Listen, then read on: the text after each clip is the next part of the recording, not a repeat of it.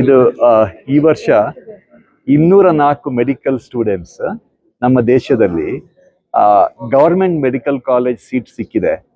ಅವರನ್ನೆಲ್ಲ ಅದು ಸೀಟ್ ಸಿಕ್ಲಿಕ್ಕೆ ನಾವು ಉದಾನ್ ಪ್ರೋಗ್ರಾಮ್ ಅಂತ ಲಾಂಚ್ ಮಾಡಿದ್ದೆ 15 ವರ್ಷದ ಹಿಂದೆ. ಈ ಮಕ್ಕಳಿಗೆ ಪ್ರೈವೇಟ್ ಟ್ಯೂಷನ್ ಇಲ್ದಿದ್ರೆ, ಟ್ಯೂಟರಿಂಗ್ ಮಾಡದಿದ್ರೆ ನೀಟ್ ಎಕ್ಸಾಮಲ್ಲಿ ಪಾಸ್ ಆಗಿ ಗವರ್ಮೆಂಟ್ ಮೆಡಿಕಲ್ ಕಾಲೇಜಿಗೆ ಸೀಟ್ ಸಿಗೋದು ಅಂತೇಳಿ ಕಷ್ಟ ಇದೆ. ಅದಕ್ಕಾಗಿ ನಾವು ಆ ಉದಾನ್ ಪ್ರೋಗ್ರಾಮ್ ಅಲ್ಲಿ ಅವ್ರದ್ದು ಟ್ರೈನಿಂಗ್ ಪ್ರೋಗ್ರಾಮ್ ಅನ್ನ ಸ್ಪಾನ್ಸರ್ ಮಾಡಿ ಈ ಮಕ್ಕಳೆಲ್ಲ 204 ಮಕ್ಕಳು ನಮ್ಮ ಬೇರೆ ಬೇರೆ ಜಾಗದಲ್ಲಿ ಇಂಡಿಯಾದಲ್ಲಿ ಗವರ್ಮೆಂಟ್ ಮೆಡಿಕಲ್ ಸೀಟ್ ಇಟ್ಕೊಂಡು ಜಾಯ್ನ್ ಆಗಿದ್ದಾರೆ. ಗವರ್ಮೆಂಟ್ ಸೀಟ್ ಯಾಕೆ ಇಂಪಾರ್ಟೆಂಟ್ ಅಂತ ಹೇಳಿದ್ರೆ ಫೀಸ್ ಭಾರಿ ಕಡಿಮೆ ಇದೆ. ಆಮೇಲೆ 34 ಮಕ್ಕಳು ಏಮ್ಸಿಗೆ ಜಾಯ್ನ್ ಆಗಿದ್ದಾರೆ. ಇದೆಲ್ಲ ಆಯ್ತು. ಬರೀ ನಾವು ಖರ್ಚು ಮಾಡಿದಂತ ಹೇಳಿದ್ರೆ ಒಂದೊಂದು ಸ್ಟೂಡೆಂಟಿಗೆ ಬರೀ 50,000 ರೂಪೀಸ್ ಖರ್ಚು ಮಾಡಿದ್ದೇವೆ.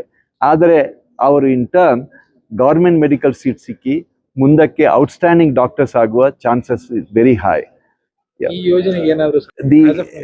ನಾವೆಲ್ಲ ಯಾವಾಗಲೂ ಸರ್ಕಾರದ ಮೇಲೇನೆ ಕಾಯ್ತಾ ಇರುವ ಅಗತ್ಯ ಇಲ್ಲ.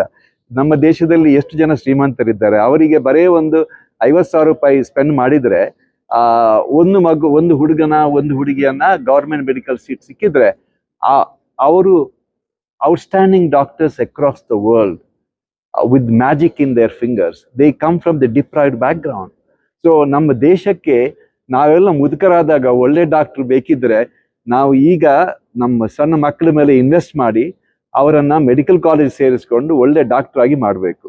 ಆಗ ನಾವು ನಮ್ಮ ಓಲ್ಡ್ ಏಜ್ ಅಲ್ಲಿ ಅವ್ರು ನಮ್ಮನ್ನು ನೋಡಿಕೊಳ್ತಾರೆ.